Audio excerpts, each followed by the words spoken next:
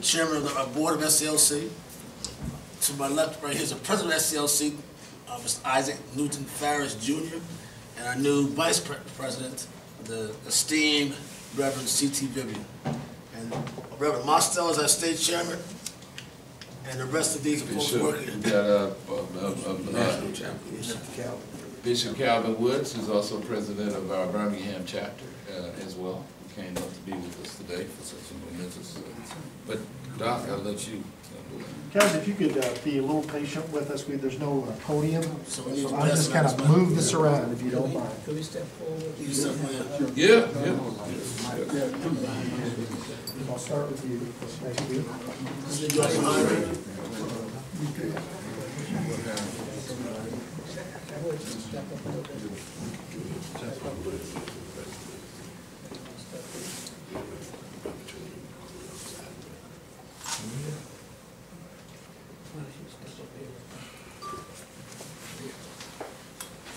So we'll start with Dr. Lafayette, and then we can move right down the road, okay? Well, I first want to thank you for coming. Welcome to press. But I also want to make sure everybody would have their cell phones turned off. Oh, thank you. Okay, all right.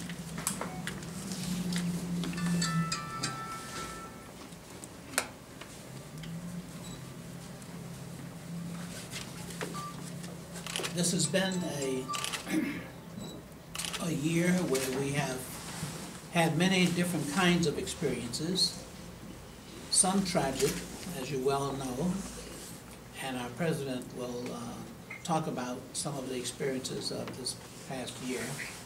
But I want to say that we're on the brink of a new year, and I'd like to also say a new day in the life of the Southern Christian Leadership Conference.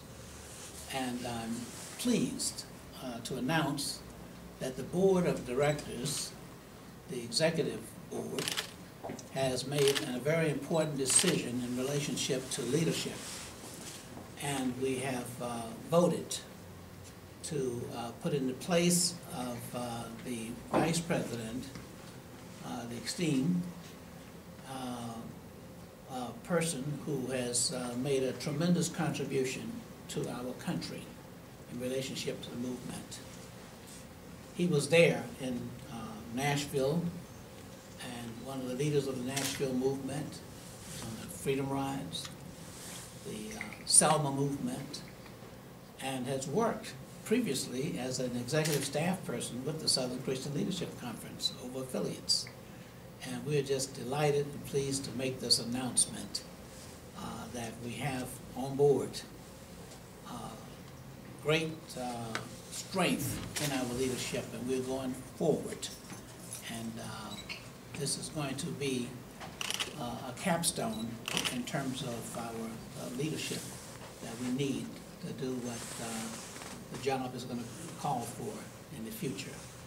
We're fortunate to also have joining our leadership team in a very timely manner, Mr. Isaac Newton Farris Jr., the nephew of our slain leader, Dr. Martin Luther King Jr.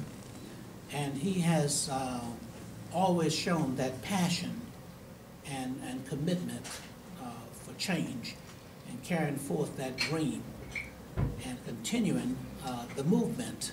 And he's one who clearly recognizes the need for education and training of young people, but also, more importantly, the international demands that are now coming for this kind of leadership and social change. We always pleased to have our board member here. You never said his name, Okay, Bishop. You never said Reverend C.T. Vivian? You never said his name. Yes, Reverend Dr. C.T. Vivian, who is the principal person here today. And also Dr. Calvin Woods, who's our national chaplain, and he comes from Birmingham and was, at a very young period in his life, one of the leaders of the Birmingham movement. And we all know about the success of that movement, which produced the 1964 Civil Rights Bill. So with that, I wanted to now have the President who would open up and with some remarks. I would. Oh, okay. Sure, sorry about that. No. I forgot about that. Yeah, I just first off am pleased to be here for the special, what I consider a special occasion. As you know, SCLC is transitioning, and we are moving into I wouldn't say actually a new phase. We're actually moving to where my uncle left off in '68, economic empowerment. And that's why it's so vital to have a Reverend C.T. Vivian as part of the leadership, one who was there on the front lines, responsible for the gains that we've had today, but also was there and understands firsthand why we need to move to where we are today. Certainly, if you would ask me, the civil rights issue of today is education and access to it for not only African Americans, but for all Americans. Certainly, in order to have the beloved community that my Uncle Martin Luther King Jr. talked about, you need resources to do that, which is why his very last focus was on the least of these, on making sure that those least of those of our society had an equal opportunity to provide and support themselves. And that's where our focus is today. The color issue today is green, and so that's where we must focus our efforts, and that's why it's so vital to have Reverend Vivian to be joining us to help, help us remember this perspective from whence we've came and apply that to where we're going. And that's so vital. So I'm looking forward, Reverend Vivian, to charting this new course with you, and glad to have you by my side as we do. Good enough. And so, Reverend Vivian, oh, I'm sorry. Yes, okay. Dr. Vivian? He has one. I have it. Yes. You still, okay, yeah, I can. Oh. That's right now.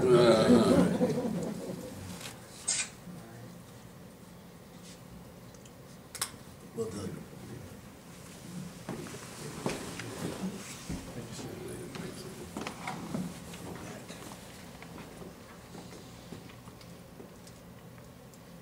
Thank you. You ready, Dr. Vivian? Okay. Yep. It is really good to be back with SCLC. It is really good to know that SCLC is back to the nation. We come at a time now when the need is great. And we come at a time when we're seeing nonviolent direct action take its proper place in solving the problems of this nation. As you said, we're starting where Martin left off in many ways, right? And the issues are some are the very same, others will be quite different, right? And we will be handling them in such a way that we bring in all phases of the society. And we are particularly concerned about youth, particularly college youth, and then high school youth, right? Because we are also planning the future as we develop the present. These go together. We are an action organization, right? And it's in the action we learn. It's in the action we find out who we are. It's in the action we find out what our nation is like and how far it's come. And in the action, we'll find out how far it can go. It is these kinds of ingredients that has made SCLC. And we have to think about Martin King anytime we think about SCLC. Martin Luther King brought to our nation, not just to one part of it, but to our nation, a great understanding of the means of solving social problems without violence. And we are seeing it all over the world now.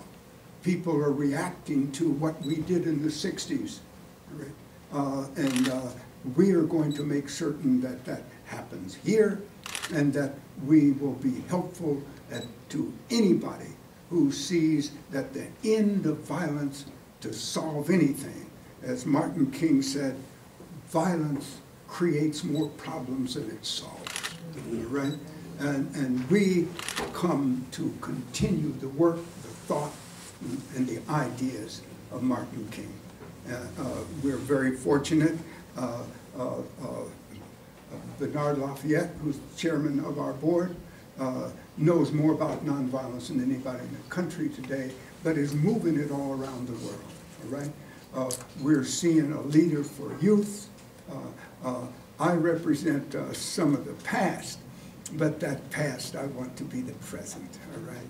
And so working together, we hope that everyone will realize that SCLC never left. It's now that the issues have come forth that need us badly. Any questions? Dr. Vivian, you talked about college youth, high school youth. Mr. Ferris, you talked about education and economic empowerment. What are the common threads that run through all of those different groups and the challenges those groups face? And what's the agenda to bring those issues together and to tackle them?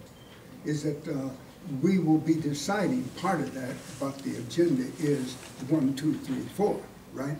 But in terms of whatever action we do, we must bring youth into it. The political action that's necessary at this time, we must bring youth into, because they learn in the action, all right? When we start talking about the economic issues that we face in a depression, it becomes important that we learn them in a way that fits the need of average people in this culture. It has been, the emphasis has been too much on the millionaires and now the billionaires, right? And it has not been on average people. We will be involving ourselves not only with the normal economic trends, but we'll be working with other organizations that see these issues as important. I think And as you guys focus on youth, most of the people here today, I mean, you do have some young people here today, but most of the folks are a bit older. But how do you, with that in mind, reach out to the youth and bring them in? Well, first off, I mean, youth is not our sole focus. I mean, our focus is on empowering mankind, or humankind. We are always the voice of the voiceless. Certainly, the youth is an important part of that, because they are our future leaders. They are our future power centers of society.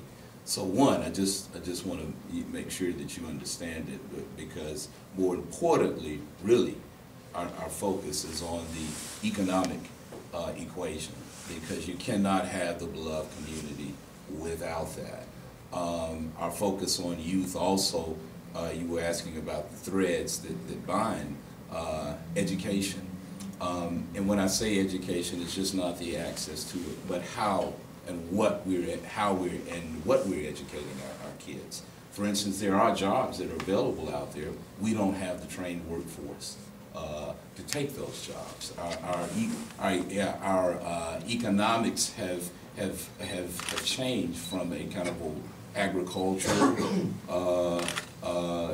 pre-1980s industrial society to more of a high tech. And so we've got to beef up, and we've got to make sure that our kids are getting more of the math and sciences, quite frankly, to prepare them for the jobs. Okay, so one, we will be dealing with issues that affect them. Two, we have a pretty aggressive, or we're about to mount a pretty aggressive campaign to establish college chapters. So you will see more youth amongst us, so to speak. And then last but not least, it's about putting the message to them in their language, as opposed to us preaching to them. We're talking to them and listening to them. We have probably in this world the most conscientious youth, if they're given the chance, if they are programmed, and given that opportunity to participate in their way, not in our way, not in your way, but in their way. And that's the other thing that we found in reaching out to the youth. We have to even change how we market ourselves to the youth, because unfortunately, when you say civil rights to youth today, the notion in their mind is what they saw in school or learned in the textbooks. And they're like, well, that doesn't apply to me today, because I've grown up with people who don't look like me. I've been in school with them. I've been in school with names that I did not know that sound foreign. I've been in school with kids that are different sexual orientations. So they in their minds, we don't have those issues of getting along with people that don't look like we do. And so for them, one, we've got to let them know that, hey, we're not here necessarily to deal with the black-white equation as you've learned it in school. We are here to deal with it in terms of your access to being able to prepare your mind and achieve what you can achieve, and not have to worry about how you've got to pay for that. So I didn't mean to get too wordy there, and Dr. Vivian, you might want to add something. As a matter of fact, you were speaking of youth. This is our director of our chapters, recent Princeton grad. So we do have amongst us, Damien Connors is his name. I'm sorry, Damien. I'm sorry, Damien Connors, who is a very, very dedicated young man in helping us in a vital part of our organization. As you know, we have close to 90 chapters across the country, where we will be, feeding the nation. Those are the tentacles through which we feed the nation of our program. So that's a very vital part of what we do. The other thread that he was talking about is the fact that one way that it's important for young people to participate in helping to bring about those changes that our president has talked about, the economic changes and others, is their participation in government, 18-year-olds. And one of the things that we are constantly aware of is that young people are not aware of these changes that have taken place. And one of the things I wanted Damien Connors to talk about is the thrust for the voter registration and what we're doing in that regard already. We will roll that out next month into a full-fledged program as well. I'm going to move my microphone, I'm sorry. Yeah, I'll get that for you, man. I'll get that for you. That's not you. This was yours. That's the one, yeah. Oh, is that right? Okay. Two of them. Let's step up here. Through the establishment of college chapters throughout the country, connecting with SGAs throughout the country, we hope to build a strong coalition of young people who really want to address the issues of voter suppression, primarily now when we're dealing with voter ID issues that is really intended to stymie the youth vote. So our efforts are to connect with the younger people by connecting through college campuses, through SGAs, through other organizations. And right now we're connecting with pastors throughout the country who have access to these youth through their churches and through college ministries that will enable us to have that base that we need to address those issues in a substantial way. We are serious about voter registration. We are serious about voter protection, which has been a kind of one of the main focuses of SCLC since the 60s. And so as we move forward, we take those issues seriously, and we're doing as much as we can now to address that. In January, we'll be calling a group of college students here to actually meet with us and to kind of talk about those issues and to think about ways that we can do voter registration in a way that's effective and that's really meaningful to them as college students. I'm not too far removed from the college experience, so I know it well, and I know that you have to be able to, like the president said, speak the language and be on the ground talking with young people and know what are the best ways to connect with them, whether it be social media or whether it be walking across campuses doing voter registration. how can you, or what would you say is the best way to communicate with folks who are your age that folks older than you may not know as far as getting them involved in the civil rights effort? I would say social media, Twitter, Facebook.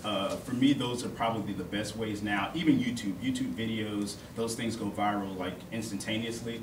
So having those social media outlets to be able to connect with them is probably going to be the most effective way to get the message out there, whether it be through consistently sending out tweets or whether it be sending mass text messages. I still receive text messages from Rock the Vote. Whether it be through Facebook messages, Facebook pages, those are the easiest and best ways because everyone's connected in some way through those social media networks. And also Can I get your name, sir? I'm sorry. Can I get your name? Damien Connors. Damien Connors. Spell it more. DAMIENCONNERS.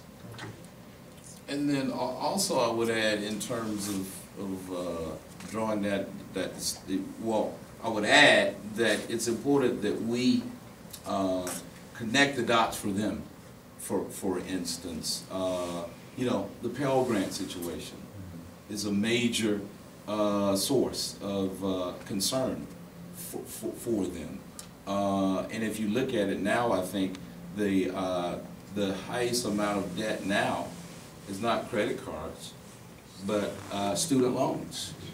Okay, and that's something wrong in our society because what that represents a barrier to us enriching our society. Our kids have to have access to education. It's in our interest for that. I mean, these are the future Einsteins. These are the future political leaders. And I think when you dot the I's for them like that, to let them understand, hey, SCLC is not, you know, still trying to integrate lunch counters. you know, yeah, there's no need for that. But what we are trying to do is integrate the green. You know, and that's just not putting personal money in personal pockets, but integrate the green, meaning you have access to funds where you can educate yourself, okay, and not after you get that education be so loaded down by debt that you can't, you know, apply that education that you've gotten. So it's just about a matter of showing them the linkages of where we are, and that's what I was stressing about. We have to be careful how we market, or have to be more thorough how we market ourselves, because they know of SCLC, they know the history, and civil rights to them doesn't, in their mind, doesn't automatically connect for them. But once we establish those linkages, we found to have success in reaching. In other words, they can understand the difference between lunch counter and bank counter. Exactly. That's it in a nutshell. That's it in a nutshell. Anything else? Reverend Vivian, Yes. as former director of chapter and affiliates, I'm assuming you're excited about working with these young people who have a total grasp of social media and yet making sure that the spirit and the essence of the organization is still there and part and parcel of the mission. In fact, that's basic. Two things are very important: that we approach everything with an understanding of the man who brought us this far, Martin King. The second thing is that nonviolent direct action was what made us successful. We have to understand those in every issue that we come across, that we use, that we move upon. Right now, a goodly number of our young people are unable to finish high school, right? Because they are not connected with our past, right? They are not clear who they are and what they should be and what they should be doing, all right? Once they understand clearly that we not only have the first black president, but that was made and created by the fact that we had the first prophet for this nation. That we're talking about moral and spiritual issues as well as political issues per se. Those became only important because we understood the undergirding factors that create not only a people but a nation, all right? America now is slipping morally and spiritually. We must bring America back, as well as talking about young people, black or brown or yellow or whatever color, right? Is that all of this is a part of the overall understanding of what SCLC has done for this nation before, all right? And we intend to continue to do it in the days ahead, right? Because it must be done, because there's a need, not simply because we want to do it, but there's a need that needs to be fulfilled. And this is what has made people's movements at every step of the way important, because they dealt with the need, found the solution, and made America reach and understand to the level of their conscience, right, that these things had to be done. What a couple of groups are doing right now in the street, we have done before. We will be joining with, and we'll all be understanding what our overall purpose is, because we're dealing with the nation as well as with the people. And hey, I just want to add, because I talked about the youth, and a lot of times we're linked in with say, the NAACP or the Urban League. Everything we do and everything that we've done is for America. We're not fighting just for African Americans. We're fighting for Americans, and we have. Reverend Mastallo, when I was out in Cobb County, right, at our chapter out there, we have integrated chapters. So I just want everybody to be clear about that. We are fighting for America, okay, not African Americans. African Americans are obviously a part of that. We're fighting for America. Just as I think America is understanding now that civil rights just wasn't for African Americans, because look how they're being applied, okay, to the benefit of all Americans. Okay, and 50 years from now, those civil rights laws that have protected African Americans will protect the 50 years from now the white Americans who are the minorities of America. Okay, so we're fighting for America. I just want to add, and all that we do. I just wanted to add that. Hey, gentlemen, thank you so much for being here. Well, I wanted to also introduce Reverend Marstello, what we're doing right here in Georgia. And I think that's important to know that, no, SCLC has not gone away. It never has, okay? We're still on the fighting front. I just wanted my fellows to share what's going on here Who's our in state of Georgia president of President. My name is Reverend Samuel Mosteller. That's SAMUEL MOSTELLER. I'm the state president for the Southern Christian Leadership Conference. We have about 23 chapters scattered across Georgia. We're focusing in on the things that have been talked about by national leadership, voter education, voter registration, voter mobilization, and educating our chapters on that. We are forming chapters. We're intentional about our leadership. We're looking for young leadership. We already established a couple of chapters in colleges in Savannah already. We're looking to establish one in West Georgia. We're looking for women leadership and young leadership moving forward, because women tend to be more educated and they tend to follow up in the details. So we are doing all of the things that they've talked about. We just have not reached the media to talk to you about it. As a matter of fact, I've asked all my chapters to stay out of the media, except for the fact that we are establishing chapters, simply because it's easier. All politics are local, and we want to win locally. We want to win in the judiciary locally. We want to win in the Board of Education locally. We want to win the economic battle locally. We want to win the political battle locally. And so the local chapters and that leadership is so important to our success as we move forward. And they pass the national mandates down through those tentacles. So we are moving forward, and we are not dead. We are very much alive. Amen. Amen. Amen. Okay. Ladies and gentlemen, thank you again. But I just wanted, the bottom line is this, that despite a dramatic and sometimes traumatic year, SCLC is back. Thank you, man. All right. Gentlemen, Anybody need a card? can I get a picture? You 6 right here, right up front.